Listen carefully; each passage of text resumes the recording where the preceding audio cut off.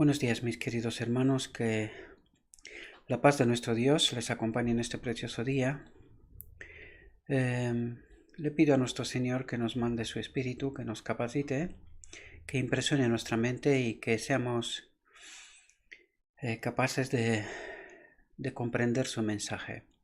Hoy vamos a tratar la segunda parte de la reflexión, la recompensa de la gracia, y vamos a tratar de entender qué es lo que nuestro Dios nos quiere transmitir.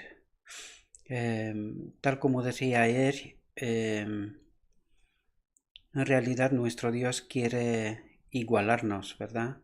Que ninguno de nosotros esté por encima de los demás. Y creo que esta reflexión trata sobre todo esta cuestión. Vamos a entrar en el texto y a ver de qué nos habla nuestro Dios. El Señor desea que descansemos en Él sin cuestionar nuestra medida de recompensa. Cuando Cristo habita en el alma, el pensamiento de recompensa no es lo más importante. Este no es el motivo que activa nuestro servicio.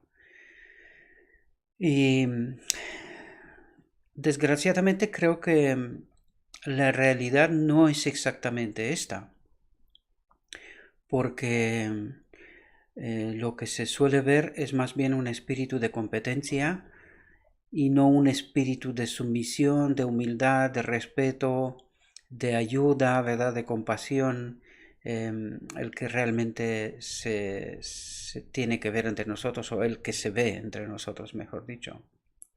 Es cierto que en un sentido subordinado debemos respetar la recompensa de gratificación. Dios desea que apreciemos sus bendiciones prometidas, pero Él no quiere que estemos ansiosos por recibir recompensas ni sentir que por cada deber debemos recibir una compensación. No deberíamos estar tan ansiosos por obtener la recompensa por hacer lo correcto, independientemente de toda ganancia. El amor a Dios y al prójimo debe ser nuestro motivo.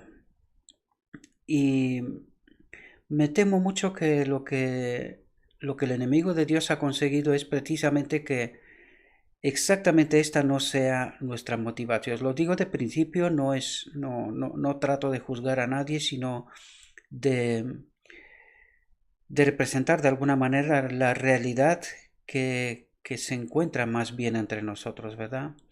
No creo que este sea el principal motivo, el de amarnos eh, como nos amamos a nosotros mismos, ¿verdad?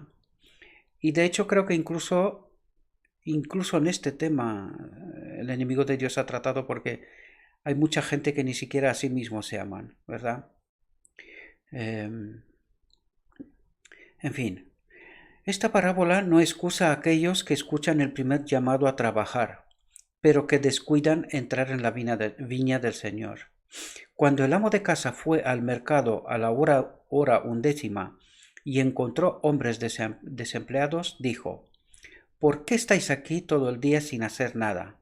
La respuesta fue: porque nadie nos ha contratado. Ninguno de los llamados más tarde en el día estaba allí por la mañana. No habían rechazado la llamada. Aquellos que se niegan y luego se arrepienten, hacen bien en arrepentirse. Pero no es seguro jugar con la primera llamada de misericordia. ¿Qué es lo que nos quiere transmitir aquí? Es que el Espíritu de Dios, ¿verdad? Constantemente nos llama a su obra, ¿verdad? Eh, Tanto a los que hemos aceptado a Cristo y también a los que no lo han aceptado, ¿verdad?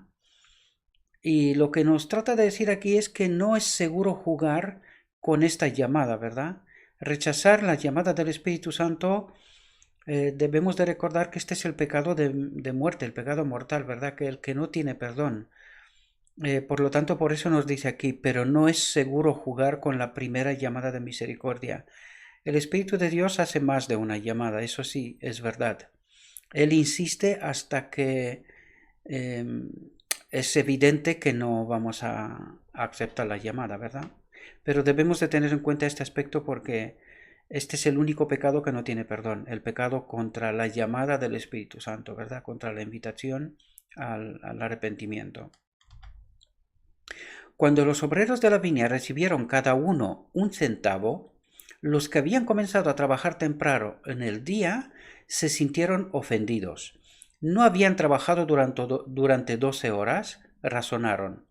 Y no era correcto que recibieran más que los que habían trabajado solo 1 hora en la parte más fresca del día.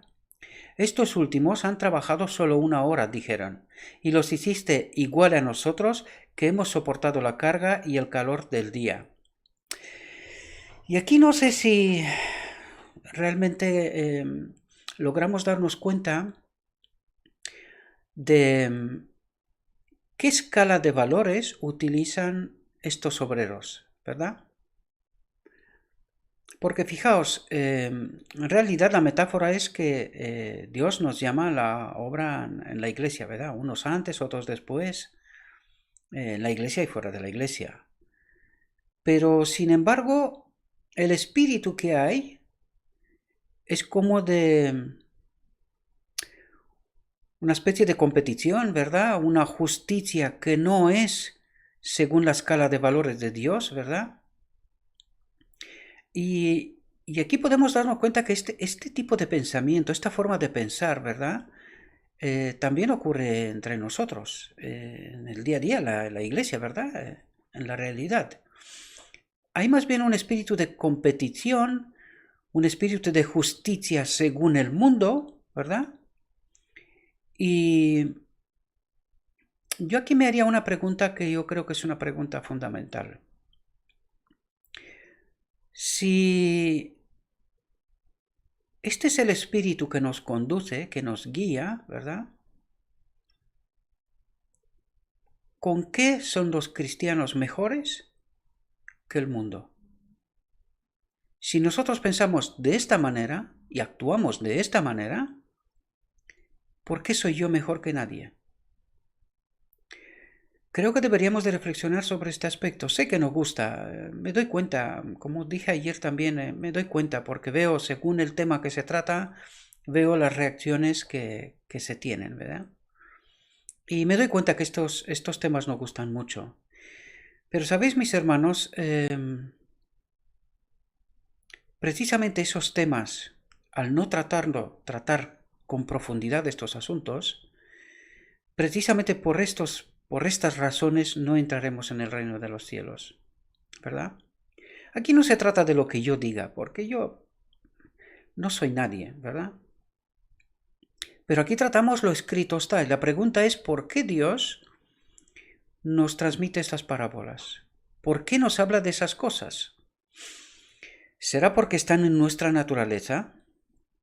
¿Y será porque nuestro Dios nos está diciendo, queridos, tenéis que cambiar? El mundo que yo he creado y al cual os invito no tiene nada que ver con este mundo en el cual estamos. Sin embargo, nosotros pretendemos entrar en el mundo de Dios, ¿verdad? Con estas formas de pensar, de actuar, ¿verdad? Esa competición, y que está en el mundo de Dios no tiene cabida. Por lo tanto, vuelvo a reiterar una vez más, precisamente esas cuestiones que no nos gustan tanto, por no tener esa capacidad, ¿verdad? Pedirle al Espíritu de Dios que nos haga pensar, reflexionar, darnos cuenta, ¿verdad?, de cuál es nuestra auténtica necesidad, porque por eso Dios nos coloca en esa condición, nos presenta ese tema, ¿verdad?, para que reflexionemos y realmente nos demos cuenta de que necesitamos su ayuda, ¿verdad?, para que cambie nuestra forma de pensar, incluso nuestra forma de actuar, ¿verdad? Por eso se nos presenta esos temas y no por otra razón. Y la verdad es que a mí me encantaría hablar de otras cosas, ¿no? Pero, ¿qué sentido tiene? Si hablando del amor, que es lo fácil, ¿verdad? Y que puedo hacerlo sin lugar a dudas, ¿verdad? Tengo tema en este sentido de sobras. Pero si mis hermanos se pierden o yo mismo me pierdo porque no soy capaz de mirar de frente en el espejo mi rostro y entender lo que me sobra, lo que me falta y lo que necesito, entonces estaría engañando en realidad, ¿verdad? Estaría haciendo lo que en realidad no debo de hacer, porque esos temas son lo que Dios nos coloca por delante, tanto con los temas del amor, pero con estos otros temas también, porque son una necesidad que muchas veces no tenemos, yo diría la valentía. Creo que la palabra es un poco fuerte, pero creo que es bastante realista, ¿no? No tenemos la valentía de mirar nuestro rostro, nuestra naturaleza, nuestra forma de pensar, nuestra forma de actuar en el espejo de lo escrito está. Por eso no nos gusta tanto esos temas. Y precisamente porque no me gusta este tema, estoy en un gran riesgo de perderme. Y precisamente por eso he tomado la decisión de tocar estos temas, ¿verdad? Para que realmente tomemos conciencia de cuál es la auténtica necesidad.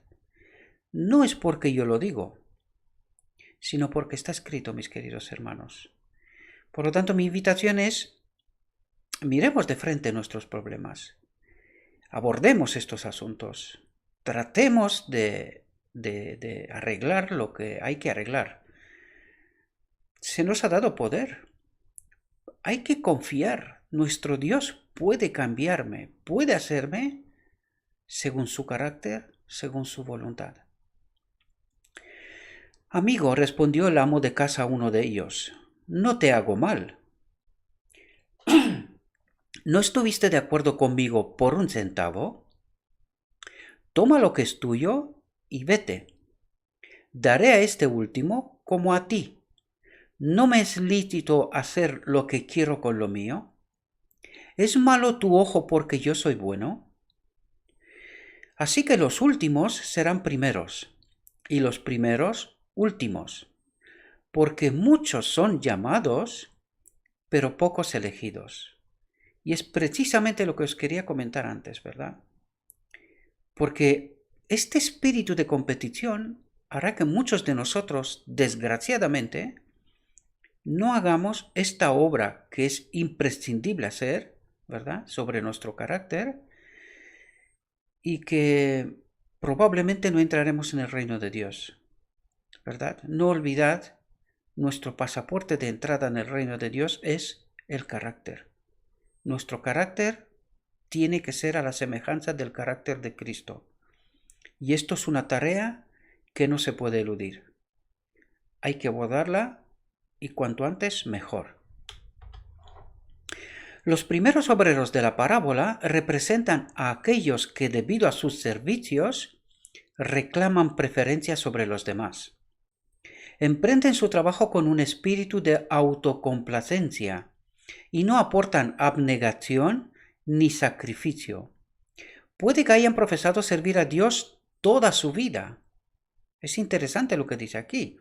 Puede que hayan profesado servir a Dios toda su vida.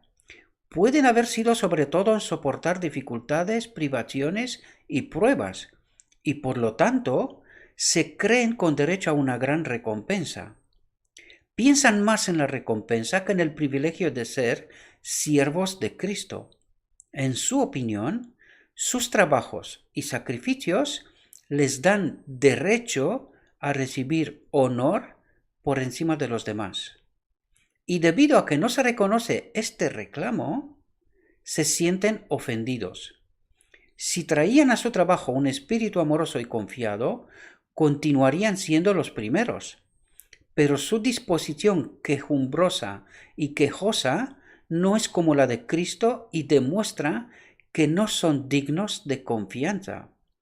Revela su deseo de superación personal, su desconfianza en Dios. Fijaos lo que toca aquí, porque eso es un tema de nuestra actualidad, de la vida que vivimos, ¿verdad? Fijaos, dice, revela su deseo de superación personal. Y este es el pensamiento de esta era, ¿verdad? tú puedes, tú puedes. Y no entendemos por qué este tú puedes, ¿verdad? Sin el Espíritu de Dios, este pensamiento es extraño de Dios, ¿verdad? No viene de Dios. Nuestro Dios nos está diciendo, tú solo no puedes, conmigo puedes. Por lo tanto, esto significa, fijaos lo que dice aquí, revela su deseo de superación personal y esto significa su desconfianza en Dios y su espíritu celoso y rencoroso hacia sus hermanos. ¿Y este espíritu de quién es? Desde luego no es de Dios, ¿verdad? La bondad y la generosidad del Señor es para ellos solo una ocasión de murmuración. Por lo tanto, y atentos aquí, por lo tanto, muestran que no hay conexión entre sus almas y Dios. Es decir, que el Espíritu de Dios no nos acompaña, que estamos nosotros solos, ¿verdad? Sin el Espíritu de Dios. No hay nada más ofensivo para Dios que este espíritu estrecho y egoísta. No puede trabajar con nadie que manifieste estos atributos. Son insensibles a la obra de su espíritu. Los judíos habían sido llamados primeros a la viña del Señor y por eso eran orgullosos y farisaicos. Consideraron que sus largos años de servicio les daban derecho a recibir una recompensa mayor que los demás. Nada era más exasperante para ellos que una insinuación de que los gentiles debían ser admitidos a los mismos privilegios que ellos mismos en las cosas de Dios. Cristo advirtió a los discípulos que habían sido llamados primero a seguirlo, para que no abrigara entre ellos el mismo mal. Vio que la debilidad y la maldición de la Iglesia sería un espíritu de justicia propia.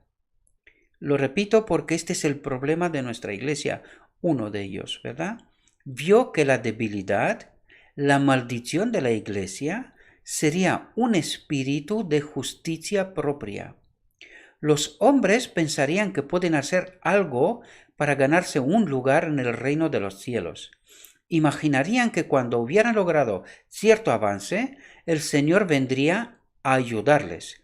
Así habría abundancia de yo y poco de Jesús.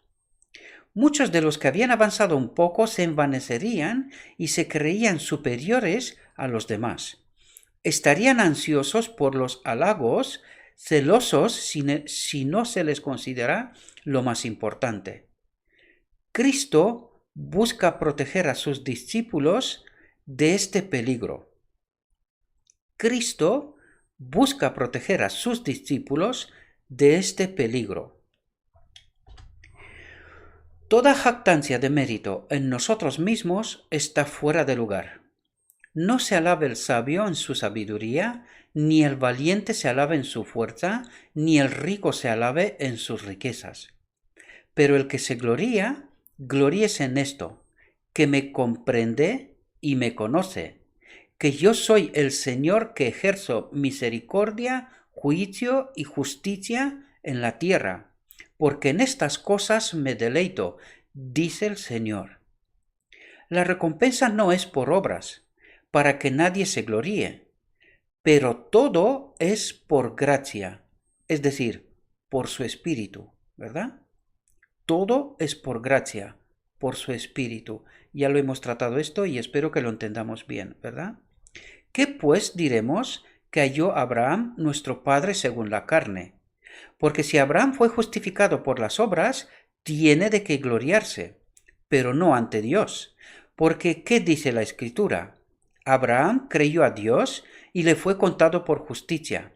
Ahora bien, al que obra, la recompensa no se le cuenta como gracia, sino como deuda. Pero al que no obra, sino que cree en aquel que justifica al impío, su fe le es contada por justicia. Por tanto, no hay ocasión de que uno se gloríe sobre otro a guardar rencor contra otro. Nadie es privilegiado sobre otro. ni nadie puede reclamar la recompensa como un derecho. Los primeros y los últimos deben ser partícipes de la gran recompensa eterna. ¿De qué nos dice esto? ¿De qué nos habla? Que debemos ser partícipes de su espíritu que es eterno, de la gran recompensa eterna.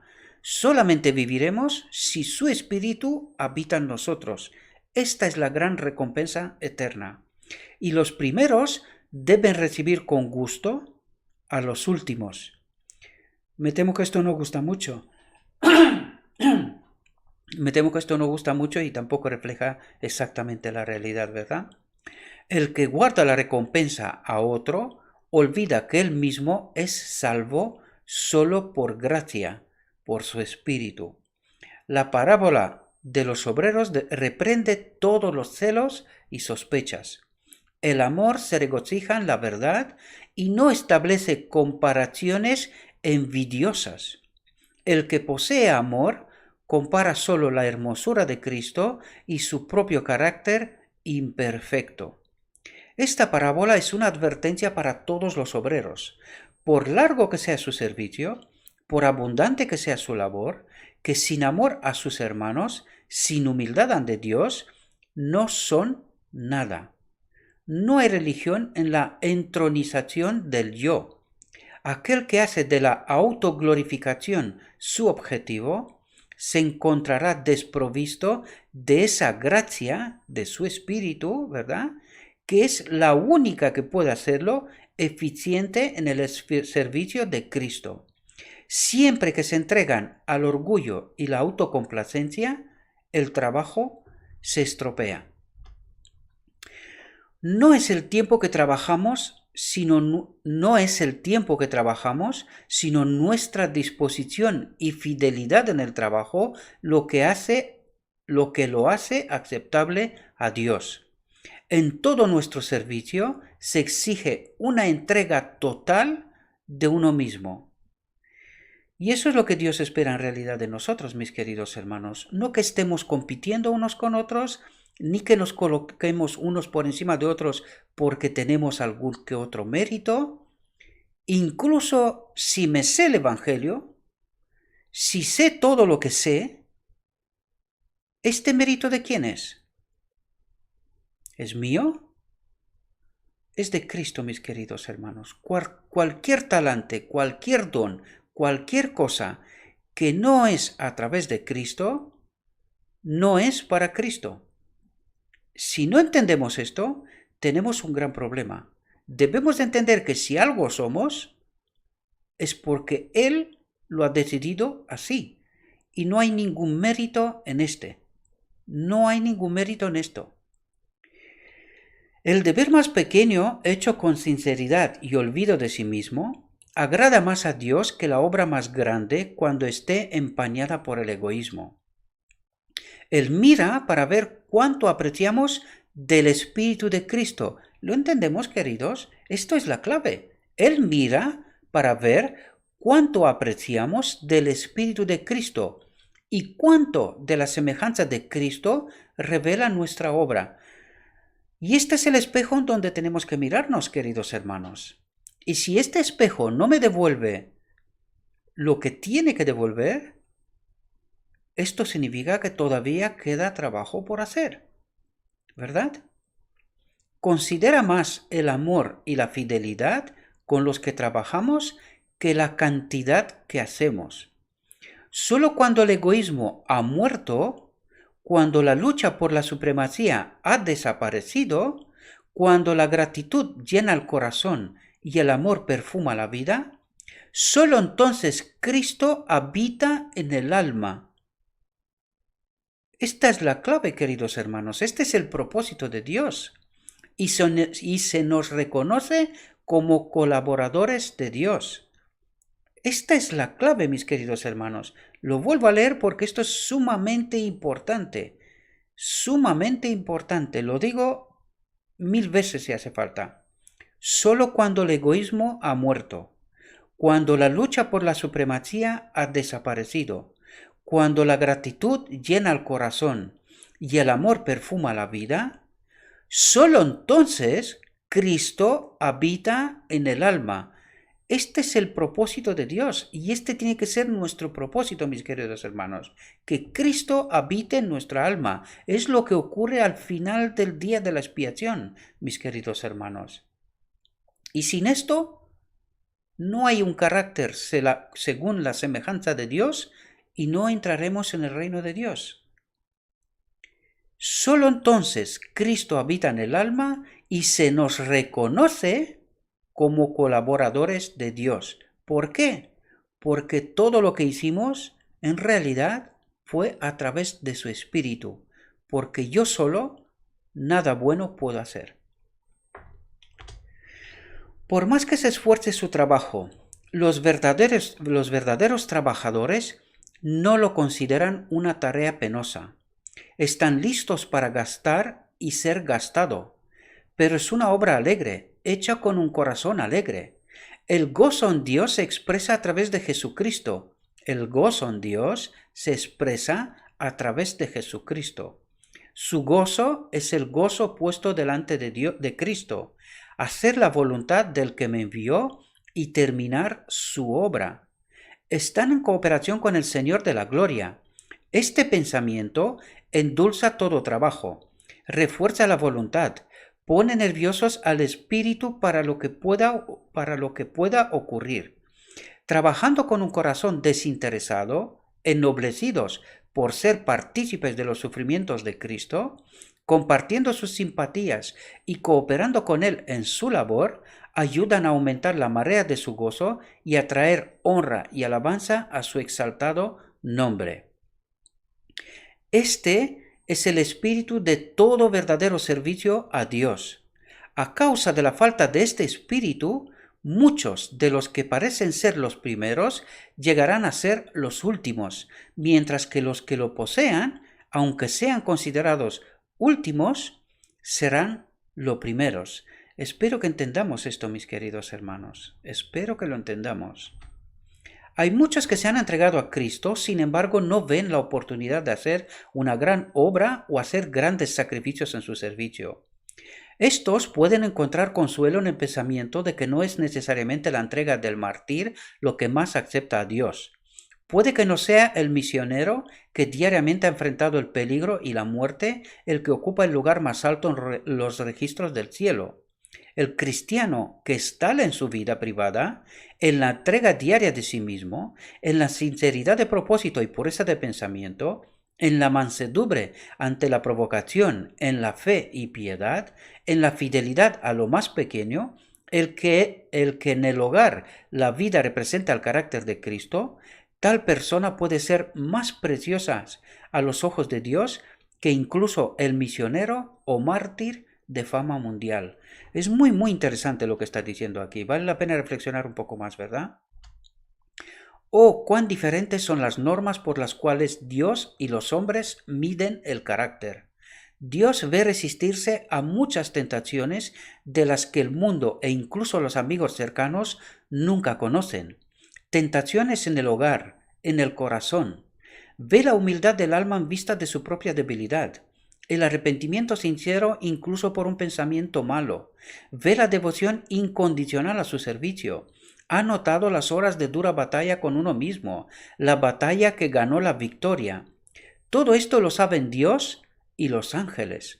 Un libro de memorias está escrito delante de Él, de Cristo, para los que temen al Señor y piensan en su nombre. No en nuestro saber, ni en nuestra posición, ni en nuestro número o talentos encomendados, ni en la voluntad del hombre, se encuentra el secreto del éxito. El secreto del éxito se encuentra en Cristo, que su Espíritu habite en mí y que a través de Él pueda obrar justicia, ¿verdad? Sintiendo nuestra ineficacia debemos contemplar a Cristo y por medio de aquel que es la fuerza de toda fuerza, el pensamiento de todo pensamiento, los dispuestos y obedientes obtendrán victoria tras victoria. Obtendrán victoria tras victoria. ¿Cómo? Con su espíritu, contemplando a Cristo, entendiendo cómo, con qué poder ha obrado en su vida y con qué poder estamos invitados a obrar esta victoria tras victoria en nuestra vida. Y por breve que sea nuestro servicio o humilde nuestro trabajo, si seguimos a Cristo con fe sencilla, no seremos defraudados de la recompensa. Lo que ni el más grande ni el más sabio pueden ganar, lo pueden recibir los más débiles y humildes. La puerta dorada del cielo no se abre a los que se exaltan a sí mismos, no se eleva a los orgullosos de espíritu. ¿Entendemos, queridos? Lo estaba comentando antes, ¿verdad? Nuestro carácter es el pasaporte de entrada en el cielo. ¿Y qué es lo que dice aquí? Que la puerta dorada del cielo, ¿verdad? No se abre a los que se exaltan a sí mismos, no se eleva a los orgullosos de espíritu. Esto tiene que ver con nuestro carácter, mis queridos hermanos.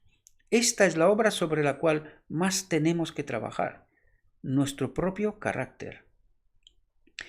Pero los portales eternos se abrirán de par en par al toque tembloroso de un niño pequeño. Bendita será la recompensa de la gracia a los que han trabajado para Dios con la sencillez de la fe y el amor. Hasta aquí, mis queridos hermanos, esta reflexión. Yo os invito, sé que no gusta mucho, lo sé, lo vuelvo a comentar y lo sé que no gusta, pero no se trata de que me guste o no me guste, mis queridos hermanos. La cosa es mucho más profunda que solo esto. La cuestión es, ¿entraré en el reino de Dios como soy? ¿O hay algo que hacer para poder entrar por esa puerta dorada? Yo prefiero, mis queridos hermanos, poner esto encima de la mesa, ¿verdad? Porque es mejor, como dije antes, mirar de frente, ¿verdad? Lo que el espejo del escrito me está devolviendo, ¿verdad? ¿Cuál es la imagen que me devuelve? Y yo en verdad prefiero trabajar sobre esta imagen. ¿Por qué? Pues porque no quiero perder tiempo, mis queridos hermanos. No me quiero encontrar que al final de mi recorrido, ¿verdad? Me encuentre que no soy apto para entrar en el reino de Dios. Prefiero hacer lo que haga falta aquí y ahora, y que a través del Espíritu de Cristo sea capaz de entrar por esa puerta dorada, ¿verdad? Os deseo que tengáis un precioso día. Le pido a nuestro Dios que nos mande su Espíritu, que impresione nuestras mentes y que haga la obra que tenga que hacer en cada uno de nosotros, y que todos juntos podamos entrar por esa puerta dorada. Que Dios os bendiga, que tengáis un precioso día y un próspero día, y todo lo que os he dicho, mis queridos hermanos, en el nombre de Cristo Jesús. Amén.